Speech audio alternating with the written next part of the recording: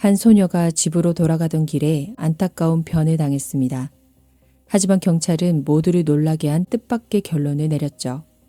무려 40여 년이라는 긴 세월이 흐른 뒤에야 이 결론은 뒤집혔고 마침내 세상에 사건의 진짜 진실이 드러나게 됩니다.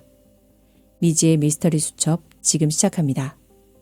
1974년 9월 28일 오후 1시경 레이놀즈버그 경찰서에 한 통의 신고 전화가 걸려옵니다. 로즈힐 로드의 한 도랑에서 어떤 부부가 젊은 여성의 시신을 발견했다는 내용이었죠. 신고를 받은 즉시 여러 명의 경찰관과 법의학 전문가들이 현장으로 출동했습니다. 사망한 여성은 키 약 152cm, 몸무게 50kg 미만으로 매우 어려 보였습니다. 그녀의 두 손은 머리 쪽에 놓여 있었고 두 발은 벌려진 상태였습니다. 몸에는 실오라기 하나 걸치지 않은 채 그저 마른 나뭇잎 몇 장만이 덮여 있었을 뿐이죠. 시신에는 뚜렷한 사후 경직이 없었고 표면적으로 큰 외상도 보이지 않았습니다. 단지 왼쪽 팔에 몇 군데 가벼운 찰과상과 왼쪽 귀 뒷부분에 혈종 하나가 발견되었을 뿐이었습니다. 이외에도 안면이 약간 푸른빛을 띠고 있었으며 곤충에 의해 생긴 것으로 추정되는 가벼운 표피 손상이 있었습니다. 그리고 치아에는 교정기를 착용하고 있었는데 외관성으로는 폭력적인 행위를 당한 흔적이 전혀 없었기에 법의학 전문가들은 당장 정확한 사인을 판명할 수 없었습니다. 또한 사망자의 발바닥에는 흙이 묻어 있었는데 이를 통해 법의학자는 그녀가 생전에 맨발로 일정 구간을 걸었을 것이라고 추정했습니다. 이어 경찰은 시신 발견 장소 주변을 샅샅이 수색했고 정밀 부검을 위해 시신을 법의학연구소로 이송했습니다. 피해자의 신원을 최대한 빨리 확인하기 위해 당일 저녁 경찰은 언론을 통해 사건의 일부 세부 사항을 대중에게 공개하며 제보자가 나타나기를 기다렸습니다. 저녁 7시경 경찰서로 한 여성의 전화가 걸려왔습니다. 자신을 조이스 네슨이라고 소개한 그녀는 어제부터 딸이 가족과 연락이 두절되었다고 말했죠. 조이스는 사망자의 신원을 직접 확인하고 싶어 했고 곧 영안실로 찾아왔습니다. 덮여있던 하얀 천이 거치는 순간 조이스의 심장은 철렁 내려앉고 말았습니다. 그곳에 차갑게 누워있는 사람은 바로 그녀의 딸 로리 네슨이었기 때문입니다. 조이스는 이루 말할 수 없는 거대한 슬픔에 빠졌습니다. 그녀의 감정이 조금 진정된 후 경찰은 조사를 진행했죠. 조이스는 사건 전날의 상황과 당일 로리가 입고 있었던 옷차림을 상세히 설명했습니다. 로리 네슨은 1958년 12월 18일 오하이오주 콜럼버스에서 태어났습니다. 가족으로는 2살 터울의 여동생 도니가 있었죠. 아버지 마비는 공군에서 복무한 뒤 제대 후 영업직으로 일하고 있었고 어머니 조이스는 사업가였습니다. 로리가 7살이 되던 해 부모님은 불화로 이혼하게 되었고 자매는 어머니와 함께 살게 되었죠. 로리는 어릴 적부터 자신에게 매우 엄격했습니다. 6살 때부터 발레를 배우기 시작해 뛰어난 실력을 보여주었죠. 1972년 로리는 자원봉사자로 대통령 선거 캠페인에 참여하기도 했으며 당시 후보였던 맥거번 같은 홍보대사가 되겠다는 꿈을 키웠습니다. 1974년 로리는 레이놀즈버그 고등학교에 진학했습니다. 이 학교에서는 매주 금요일마다 미식축구 경기가 열렸는데 로리는 거의 모든 경기를 직접 관람할 정도로 열성적이었습니다. 경기가 끝난 후에는 종종 친구들과 파티에 참석했고 가끔 친구 집에서 자고 오는 일도 있었죠. 어머니 조이스 역시 이러한 딸의 일상에 이미 익숙해져 있었습니다. 1974년 9월 27일 그날도 역시 금요일이었습니다. 로리는 평소처럼 방과 후 친구들과 함께 경기를 관람했고 집으로 돌아오지 않았습니다. 조이스와 도니는 로리가 또 친구 집에서 하룻밤을 보낸다고 생각했기에 전혀 이상함을 느끼지 못했죠. 하지만 다음 날 오전 11시가 되도록 로리는 집에 오지 않았습니다. 이때부터 조이스는 무언가 잘못되었다는 불안감을 느끼기 시작했죠. 보통 로리는 친구 집에서 자더라도 다음 날 아침 9시 전에는 어김없이 집에 돌아왔기 때문입니다. 다급해진 조이스는 로리의 친구들에게 전화를 걸어 로리가 그곳에서 잤는지 물었습니다. 하지만 친구들은 하나같이 로리가 어젯밤 파티가 끝난 후 집으로 돌아갔다고 대답했습니다. 그제야 조이스는 딸에게 무슨 일이 생겼음을 직감했죠. 그녀는 당장 도니와 함께 집을 나서 로리를 찾기 시작했습니다. 로리가 자주 가던 장소들을 샅샅이 뒤졌지만 아무런 흔적도 찾을 수 없었죠.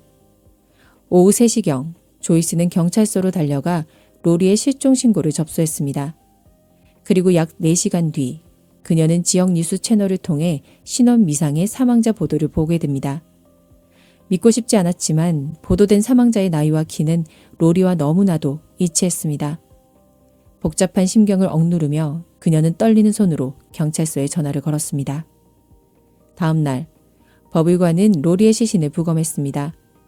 피해 검사를 통해 로리가 생전 누군가와 관계를 가진 사실이 확인되었지만 시신에 뚜렷한 상흔이 없어 강압에 의한 것인지는 판단할 수 없었습니다. 안타깝게도 법의관은 여전히 로리의 정확한 사인을 밝혀내지 못했습니다. 금지된 약물 과다 복용이나 다른 원인으로 사망했을 가능성도 배제할 수 없었기에 법의학 전문가들은 로리의 시신을 대상으로 독립적인 정밀 검사를 계속 진행하기로 했습니다. 검사 결과를 기다리는 동안 경찰은 그날 밤 로리를 목격한 사람들을 일일이 탐문하기 시작했습니다.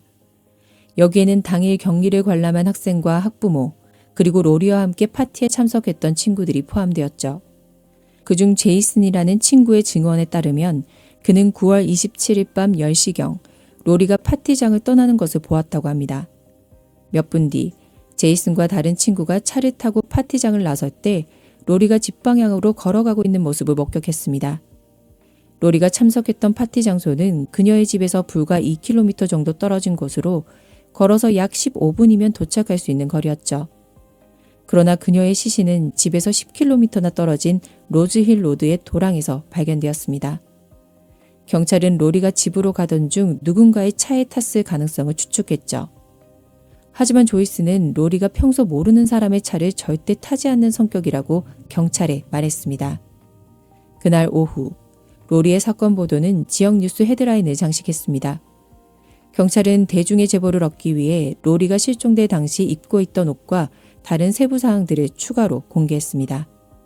그리고 그날 밤 경찰은 한 간호사로부터 결정적인 제보 전화를 받게 됩니다. 그녀는 28일 새벽 5시 45분경 출근길에 로즈힐 로드를 지나다가 로리와 비슷한 옷을 입은 소녀를 보았다고 말했습니다. 소녀의 뒤에는 빨간색 자동차 한 대가 천천히 따라가고 있었다고 덧붙였죠. 출근이 급했던 탓에 그 이후의 상황은 보지 못했다고 했습니다. 이 중요한 단서를 확보한 경찰은 로리의 주변 인물 중 빨간색 차를 모는 사람이 있는지 조사 방향을 틀었습니다. 그리고 머지않아 조건에 딱 맞는 한 사람을 찾아내죠. 바로 당시 16살이었던 스콧 리처즈였습니다. 스콧은 로리와 어릴 적부터 같은 길에 살며 함께 자란 절친한 친구였습니다. 그는 16살 생일 선물로 부모님께 받은 빨간색 머스탱을 소유하고 있었죠. 게다가 로리가 당일 참석했던 파티는 다름 아닌 스콧의 집에서 열린 것이었습니다. 경찰은 곧바로 스콧의 집으로 찾아가 로리가 실종된 그날 밤 어디서 무엇을 했는지 캐물었습니다. 스콧은 파티가 시작된 후 주말 내내 부모님과 함께 집에 머물렀다고 대답했죠. 스콧의 부모님 또한 그의 주장을 뒷받침해 주었습니다. 하지만 스콧과 로리의 공통 지인들 중 많은 이들은 스콧을 의심스러운 눈초리로 바라보았고 그를 믿지 못했습니다. 이러한 의심이 전혀 근거 없는 것은 아니었던 터라 비록 부모님이 알리바이를 증명해 주었다 하더라도 가족의 증언이라는 점에서 객관성에 의문이 제기될 수밖에 없었습니다. 따라서 스콧은 용의선상에서 완전히 배제되지는 못했죠. 9월 30일 경찰은 또 다른 새로운 단서를 확보합니다. 누군가 외곽도로변에서 신발 한 켤레와 주황색 상의 그리고 청바지를 주었다고 신고한 것입니다. 조이스의 확인 결과 이 옷들은 로리의 것이 맞았습니다. 옷이 발견된 곳은 스콧의 집에서 약 15km, 로리의 시신 발견 장소에서는 약 16km 떨어진 곳이었습니다. 하지만 경찰은 이 옷가지에서 지문이나 기타 의심스러운 흔적을 전혀 찾아내지 못했습니다. 이때 로리의 어머니 조이스가 번뜩이며 경찰에 연락해 한 가지 사실을 알립니다. 바로 1년 전인 1973년 8월 그녀가 경찰에 신고했던 사건이었습니다. 당시 로리는 방과 후 집으로 돌아가던 길에 한 남자의 꿰매 빠져 차에 탈 뻔했습니다. 천만다행으로 로리는 그 상황에서 도망쳤고 집에 돌아와 어머니에게 이 사실을 털어놓았었죠. 그 남자의 이름은 유진 게이였습니다. 그는 경찰서의 단골 손님으로 콜럼버스 동부 지역을 무대로 활동하며 무려 35명의 소녀들에게 부적절한 행위를 저지른 전력이 있었죠. 더 놀라운 것은 그 역시 빨간색 자동차를 소유하고 있었다는 점입니다. 경찰은 곧 한 술집에서 유진을 찾아냈습니다. 발견 당시 유진의 머리와 얼굴에는 싸움 중에 생긴 듯한 상처가 있었습니다. 경찰이 로리의 사진을 꺼내며 그녀를 본 적이 있냐고 묻자 유진은 웃으며 본 적 있다. 꽤 괜찮은 아이였는데 그 아이의 치아 교정기는 마음에 안 들었다. 라고 대답했습니다. 비록 유진은 명확한 알리바이를 대지 못했지만 로리 사건과의 연관성은 완강히 부인했습니다. 결백을 증명하기 위해 거짓말 탐지기 검사에도 동의하는 듯 보였지만 10월 6일 레이놀즈버그 경찰서에 유진의 변호사가 전화를 걸어옵니다. 변호사는 유진이 거짓말 탐지기 검사든 거부하겠지만 그의 차량 수색에는 동의한다고 전했죠. 그러나 경찰은 유진의 차 안에서 아무런 단서도 찾지 못했고 결국 유진 역시 용의선상에서 벗어나게 되었습니다. 1974년 11월 6일 마침내 로리의 정밀검사 결과가 나왔습니다. 법을관은 그녀의 체내에서 어떠한 약물이나 알코올 성분도 발견하지 못했습니다. 이 결과는 경찰의 기존 수사 방향이 완전히 잘못되었을 수도 있음을 시사했습니다. 비록 로리가 생전 누군가와 관계를 가진 흔적은 있었지만 몸에 뚜렷한 상흔이 없어 강제성 여부를 입증하기 어려웠죠. 게다가 약물이나 알코올이 검출되지 않았던 것은 사망 직전까지 그녀가 온전히 맹전신이었다는 것을 의미했습니다. 일주일간의 회의 끝에 경찰은 최종적으로 로리 사건을 타살이 아닌 원인 불명의 돌연사로 결론 지었습니다. 이에 따라 스콧에 대한 의심도 모두 거두어졌죠. 이 소식을 들은 조이스는 경악과 혼란에 빠졌습니다. 경찰이 어떻게 이런 얼토당토하는 결론을 낼 수 있는지 도무지 납득할 수 없었죠. 로리의 시신과 옷은 완전히 다른 두 장소에서 발견되었습니다. 조이스는 딸이 벌거벗은 채로 이 먼 거리를 뛰어갔을 리가 없다고 굳게 믿었죠.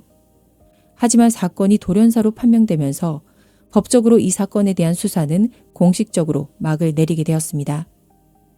조이스와 도니는 경찰이 사건을 재수사해 주기를 바라며 끊임없이 새로운 증거를 찾기 위해 고군분투했지만 로리 사건은 서서히 사람들의 기억 속에서 잊혀져 갔습니다. 딸을 잃은 후 조이스의 삶은 그대로 멈춰버렸습니다. 그 어떤 것에도 흥미를 느끼지 못했죠. 1999년 6월 27일 조이스는 병환으로 세상을 떠났습니다. 눈을 감기 전 그녀는 도니에게 로리 사건의 진실을 계속 파헤쳐달라는 유언을 남겼습니다. 조이스는 로리의 죽음이 결코 단순한 사고가 아니라고 평생을 믿어 의심치 않았습니다.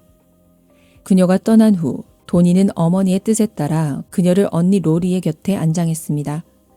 이후 도니는 수시로 언론을 통해 대중에게 로리 사건을 알리며 작은 단서라도 가진 제보자가 나타나기를 간절히 바랐습니다. 그리고 2019년 8월 로리가 세상을 떠난 지 40여 년이 흐른 어느 날 크레이그 경관은 레이놀즈버그의 미제 사건들을 정리하던 중 우연히 로리 사건의 파일을 발견하게 됩니다. 그는 이 사건에 깊은 관심을 보였는데 공교롭게도 당시 그의 딸이 사건 당시의 로리와 동갑이었기 때문입니다. 과거 경찰이 내렸던 결론에 깊은 의구심을 품은 크레이그 경관은 사건 재수사 보고서를 제출했습니다. 다행히 이 요청은 레이놀즈버그 경찰서장 짐의 승인을 받았습니다. 이후 크레이그는 엄청난 시간을 쏟아부으며 사건의 모든 자료를 수없이 검토했습니다. 그 과정에서 부검 당시 찍힌 한 장의 사진이 그의 시선을 사로잡았습니다. 크레이그는 로리의 왼쪽 귀에 있는 외상 외에도 몸에 의심스러운 상처 하나가 더 있다는 사실을 발견했습니다. 사진 속 로리의 입은 살짝 벌어져 있었고 윗입술에는 무언가에 쓸린 듯한 일직선 모양의 찰과상이 선명했습니다. 다른 사진들과 대조해 본 결과 크레이그는 이 찰과상이 로리가 입고 있던 옷의 어깨끈에 의해 생겼을 가능성을 제기했습니다. 누군가 그녀의 입을 옷끈으로 틀어막으려다 이 상처를 남겼을지도 모른다는 추측이었죠. 만약 이 가설이 맞다면 이것은 명백한 살인사건이었습니다. 2020년 2월 4일 로리의 여동생 도니는 크레이그 경관의 전화를 받게 됩니다. 크레이그는 전화로 자신이 발견한 사실을 설명하며 로리 사건에 대한 재수사를 시작하겠다고 알렸습니다. 도니는 언니가 떠난 지 40년이 넘는 지금 누군가 이 사건에 다시 관심을 가져줄 것이라고는 상상조차 하지 못했죠. 만감이 교차한 그녀는 기뻐해야 할지 슬퍼해야 할지조차 알 수 없었습니다. 도니는 격양된 목소리로 크레이그에게 말했습니다. 아무도 알아주지 않던 이 사건을 다시 파헤쳐 주셔서 정말 감사합니다. 이번에는 부디 진실이 밝혀지기를 바랍니다. 크레이그가 가장 먼저 착수한 일은 과거 로리의 의류 등 관련 증거물들을 범죄연구소로 다시 보내 DNA 검사를 의뢰하는 것이었습니다. 하지만 전 세계적인 코로나 사태의 여파로 인해 검사 결과는 2020년 9월이 되어서야 마침내 드러났습니다. 이 검사에서 법의학 전문가 다프데는 로리의 옷과 어깨끈에서 2명의 남성 DNA를 성공적으로 추출해냈습니다. 또한 과거 사진을 면밀히 분석해 본 결과 다프네 역시 로리의 입술에 난 찰과상과 왼쪽 귀 뒤의 혈종이 어깨끈에 의해 발생할 것이라는 결론을 내렸습니다. 이러한 발견은 로리의 죽음이 결코 단순 사고가 아닌 누군가의 악의적인 범죄임을 다시 한번 확증해 주었죠. 더욱 놀라운 것은 다프네가 연방 DNA 데이터베이스를 활용해 한 명의 용의자와 일치하는 결과를 찾아냈다는 점입니다. 공교롭게도 다프네에게 이 용의자의 이름은 매우 낯익은 것이었습니다. 그녀가 이 사람의 DNA를 매칭시킨 것이 이번이 벌써 2번째였기 때문입니다. 그의 이름은 바로 로버트 마이어였습니다. 시간을 거슬러 1975년 3월 9일 로리 사건이 발생한 지 딱 6개월이 지났을 무렵 17세 소녀 캐런 아담스가 집으로 가던 길에 안타까운 변을 당했습니다. 캐런의 집은 로리의 집에서 아주 가까웠고 걸어서 10분 정도면 닿을 거리였죠. 사건 당일 밤 10시가 넘은 시각, 캐런은 어머니에게 친구 집에 스카프를 가지러 차를 타고 다녀오겠다고 말했습니다. 하지만 그녀는 그 길로 다시는 돌아오지 못했죠. 캐런은 단 한 번도 외박을 한 적이 없는 착실한 아이였기에 그날 밤 12시경 오빠인 지인은 캐런의 친구에게 전화를 걸었습니다. 그러나 친구는 캐런이 자신의 집에 아예 오지도 않았다고 대답했습니다. 다음날 이른 아침, 캐런의 부모님과 오빠 지인은 사방으로 캐런을 찾아 헤맸습니다. 집 근처의 한 주차장에서 캐런의 자동차를 발견하긴 했지만 차 안에 캐런은 없었습니다. 오전 8시경, 지는 부모님과 함께 경찰서로 가 캐런의 실종 신고를 마쳤습니다. 그리고 다음날 오후 4시 52분경, 캐런의 가족은 경찰로부터 절망적인 전화를 받습니다. 집에서 약 11km 떨어진 도로 옆 도랑에서 캐런의 시신이 발견된 것입니다. 캐런의 목에는 무언가의 졸린 자국이 선명했습니다. 법의관의 부검 결과 캐런은 끔찍한 범죄의 피해를 입은 뒤 목이 졸려 사망한 것으로 드러났습니다.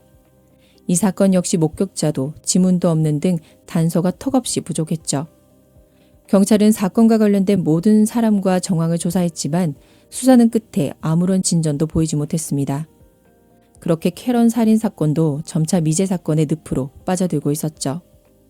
하지만 로리와 비교했을 때 캐런의 경우는 그나마 나은 편이었습니다. 이 사건은 적어도 처음부터 살인사건으로 분류되어 다뤄졌기 때문이죠. 그리고 2010년 12월, 사건 발생 35년 만에 캐런 사건에도 드디어 전환점이 찾아옵니다. 사건의 물증들이 훼손 없이 잘 보존되어 있었던 덕분에 미제 사건 재수사 프로젝트의 일환으로 캐런 사건이 재수사 명단에 오르게 된 것입니다. 이 사건을 맡은 척 경관은 발전된 DNA 기술의 힘을 빌리면 반드시 새로운 단서를 찾을 수 있을 거라 굳게 믿었죠. 그의 예상은 적중했습니다. 법의학 전문가 다프데는 캐런의 옷에서 신혼 미상의 남성 2명의 DNA를 추출하는 데 성공했고 데이터베이스를 통해 그중 한 명이 바로 로버트 마이어라는 사실을 밝혀냈습니다. 하지만 나머지 한 명의 신원은 여전히 오리무중이었죠. 자료에 따르면 로버트는 1976년 오하이오주에서 2명의 여성을 납치하고 가해한 혐의로 가석방 없는 25년형 및 종신형을 선고받은 인물이었습니다. 그는 2001년에 출소했는데 교도소를 나서기 전 DNA 샘플 채취를 요구받았고 바로 이때 그의 DNA가 데이터베이스에 등록된 것이었습니다. 첫 경관은 만전을 기하기 위해 로버트의 DNA 샘플을 다시 채취하기로 결정했습니다. 당시 로버트의 나이는 이미 71세였습니다. 대조 결과 로버트의 DNA는 캐런의 의료에서 채취된 남성 중 한 명의 DNA와 완벽하게 일치했습니다. 취조 과정에서 첫 경관이 캐런 아담스라는 이름을 기억하냐라고 묻자 로버트는 너무 많은 소녀들에게 범죄를 저질러서 잘 기억나지 않는다고 대답했습니다. 결국 로버트는 캐런을 범하고 살해한 사실을 자백했습니다. 그리고 그는 당시 콜럼버스에 공범이 한 명 더 있었다는 사실을 털어놓았습니다. 그 공범의 이름은 찰스 웨버였습니다. 두 사람은 교도소 안에서 처음 만난 사이였죠. 1973년 두 사람이 모두 출소한 후 이들은 콜럼버스로 와서 아파트를 함께 빌려 잠시 동거하기도 했습니다. 비록 1975년에 찰스가 오하이오주 털리도로 홀로 거처를 옮기긴 했지만 1976년 두 사람은 마치 약속이나 한 듯 똑같이 여성을 납치하고 가해한 혐의로 15년형을 선고받았습니다. 그러나 찰스는 1989년에 일찍 석방되었고 3년 뒤 병으로 사망하고 말았습니다. 그가 일찍 죽는 바람에 그의 DNA는 데이터베이스에 수집되지 못했던 것입니다. 2012년 1월 로버트 마이어는 1급 살인죄로 가석방 없는 25년형 및 종신형을 선고받았고 4년 뒤 감옥에서 생을 마감했습니다. 한편 첫 경관은 2016년 3월 마침내 찰스의 친아들을 찾아냈습니다. 그리고 북의 DNA 추적을 통해 찰스 웨버가 캐런 아담스 사건의 두 번째 용의자임을 완벽하게 증명해냈습니다. 시간의 흐름을 따져보면 로리 사건이 발생한 시점은 로버트와 찰스가 출소한 지 얼마 되지 않은 시기와 정확히 겹칩니다. 두 명의 용의자 중 한 명이 로버트임이 밝혀졌으니 나머지 한 명의 DNA 주인이 찰스일 확률은 몹시 높았습니다. 이에 다프네는 나머지 하나의 DNA를 캐런 사건에서 확보한 찰스의 DNA와 다시 한번 대조했습니다. 결과는 완벽한 일치였습니다. 비록 두 범인은 이미 세상을 떠나고 없었지만 무려 46년이라는 긴 시간이 흐른 뒤에야 로리 살인 사건은 비로소 마침표를 찍게 되었습니다. 캐런 사건과 로리 사건의 모든 진실이 밝혀진 후 도니와 캐런의 오빠 진은 서로의 아픔을 공유하는 절친한 친구가 되었습니다. 2021년 7월 13일 자신의 60번째 생일을 맞은 도니는 어머니와 언니의 묘소를 찾았습니다. 그리고 마침내 그들에게 범인들이 모두 밝혀졌다는 소식을 전했죠. 그들은 비로소 영원한 안식을 누릴 수 있게 되었습니다. 40년이라는 긴 세월이 지났지만 결국 가족의 간절한 사랑이 기적을 만들어냈습니다. 딸을 위해 평생을 바친 어머니와 끝까지 포기하지 않은 동생, 그리고 작은 단서 하나도 놓치지 않은 경찰의 노력이 모여 자칫 묻힐 뻔한 진실을 밝혀냈죠. 아무리 오랜 시간이 흘러도 진실을 찾으려는 마음 앞에서는 영원히 감출 수 있는 비밀은 없는 것 같습니다. 오랜 시간 차갑고 외로웠을 두 소녀가 이제는 가족들의 따뜻한 품에서 편안하게 쉬기를 진심으로 바랍니다. 오늘 이야기는 여기까지입니다. 구독과 댓글, 좋아요는 영상을 만드는 데 큰 힘이 됩니다. 다음 시간에 뵐게요.